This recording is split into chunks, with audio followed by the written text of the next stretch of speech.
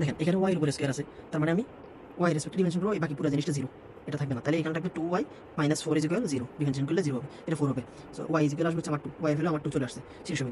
এখন এক্স এর ভ্যালু কীভাবে বের করবো, ওয়াই এর ভ্যালু এখানে বসাই দিব। ওয়াই এর ভ্যালু এখানে বসাইলে কি হচ্ছে আমার 2 square minus 4 into 2 minus 8x, x এর ভ্যালু বের করবো প্লাস 2 সমান 0। সো এখানে হচ্ছে 4 মাইনাস 8 প্লাস 2 সমান হচ্ছে 8x, এটা আসবে কত 6 মাইনাস 8 মানে হচ্ছে যে মাইনাস 2/8।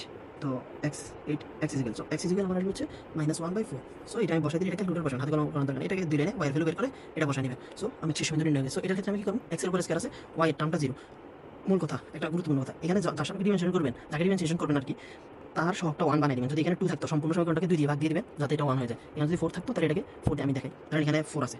সো এখন কি করবেন, এই সমীকরণটাকে আমি সম্পূর্ণ সমীকরণটা 4 দিয়ে ভাগ করে দিই, ভাগ করে দিলে x square minus x plus হচ্ছে যে আমার এখানে 4 দিয়ে ভাগ করলে 2y মাইনাস হচ্ছে যে এখানে 1 ইজ ইকুয়াল 0। আমার তখন হচ্ছে আইডিয়াল ফর্মটা হচ্ছে এরকম সেম, কারণ এবার আমি ডিমেনশন করতে পারবো। এখন ডিমেনশন করলে হচ্ছে 2x minus x, sorry 2x minus 1 is equal 0, 2x minus 1 is equal 0, x is equal হচ্ছে হাফ। এখন x এর ভ্যালু এখানে বসাই দিবেন, এটাতে বসান বা এটাতে বসান, একটাতে বসাইলে হবে, বসাই আপনি y এর ভ্যালুটা বের করে নেবেন। এই হচ্ছে আমার শীর্ষ নির্ণয়ের কাহিনী।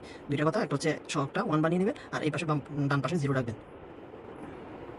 এইভাবে ডিফারেন্সিয়েশনের মাধ্যমে আমরা খুব সহজেই শীর্ষবিন্দু নির্ণয় করতে পারি। এখন আপনার যদি এমসিকিউতে আছে, আপনি জাস্ট ডিফারেন্সিয়েশন করে x বা y, যেটা এখানে একটা ভ্যালু ডিফারেন্সিয়েশনের মাধ্যমে এক লাইনে করা যায়, সেটা হচ্ছে x বা y।